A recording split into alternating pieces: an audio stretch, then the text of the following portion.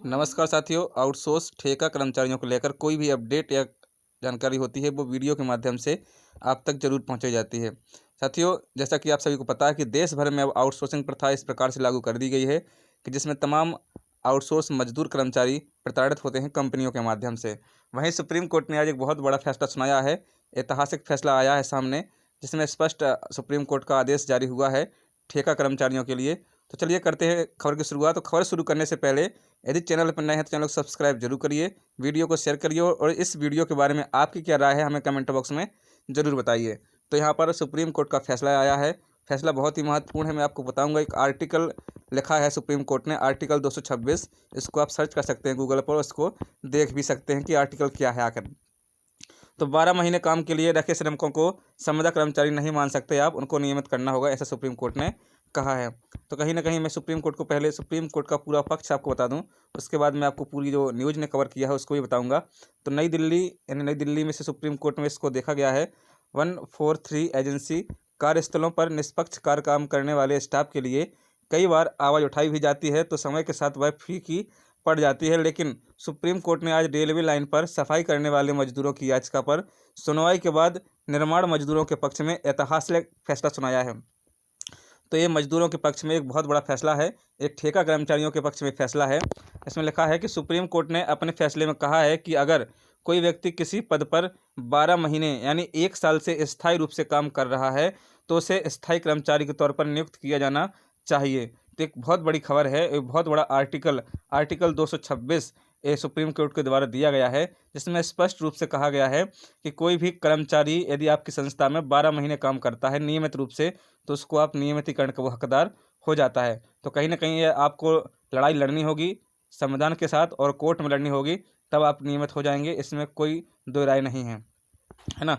आगे इसमें लिखा गया है कि सुप्रीम कोर्ट ने भी अपने फैसले में से अनिवार्य बनाने की बात साफ कर दी है। जस्टिस PS नरसिम्हा और जस्टिस संदीप मेहता की पीठ ने आज मामले की सुनवाई करते हुए उपरोक्त फैसला सुनाया है।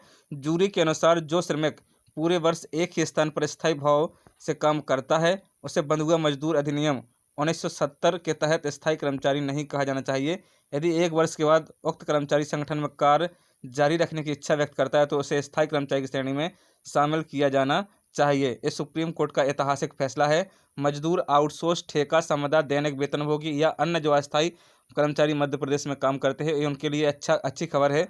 दिल्ली से है सुप्रीम कोर्ट से, तो पूरे देश में लागू होगी। तो कहीं ना कहीं जो कर्मचारी प्रताड़ित हैं वो सुप्रीम कोर्ट और हाई कोर्ट का दरवाज़ा खटखटाएं और निश्चित रूप से इस चीज़ को कोर्ट में रखें। इस चीज़ को मीडिया ने भी बाखूबी कवर किया है, तो मीडिया का भी मैं आपको पूरा ऐसे दिखाता हूँ कि क्या क्या उसमें लिखा है। तो सुप्रीम कोर्ट ने महानदी कोलफील्ड के 13 श्रमिकों को नियमित करने का आदेश बरकरार रखा है। सुप्रीम कोर्ट ने कहा है कि 12 महीने या स्थायी प्रकृति के काम करने के लिए रखे गए श्रमिकों को सिर्फ नियमितीकरण के लाभ से वंचित करने के लिए अनुबंध श्रम विनियम और उन्मूलन अधिनियम 1970 के तहत अनुबंध श्रमिकों के रूप में नहीं माना जा सकता है। शीर्ष अदालत ने इस टिप्पणी के साथ कोल इंडिया की सहायक कंपनी महानदी कोलफील्ड्स के 32 में से उन 13 श्रमिकों को नियमित करने का आदेश दिया जिन्हें अनुबंध श्रमिक मानकर नियमित नहीं किया गया था। जस्टिस PS नरसिम्हा और जस्टिस संदीप मेहता की पीठ ने कहा, स्थायी या 12 मासी प्रकृति का कार्य किसी संविदा कर्मचारी से नहीं कराया जा सकता है, इसे नियमित स्थायी कर्मचारी को ही करना चाहिए। यह मामला कोल इंडिया लिमिटेड की सहायक कंपनी महानदी कोल फील्ड्स की ओर से नियोजित कुल 32 श्रमिकों में से 13 श्रमिकों के गैर नियमितीकरण से जुड़ा है।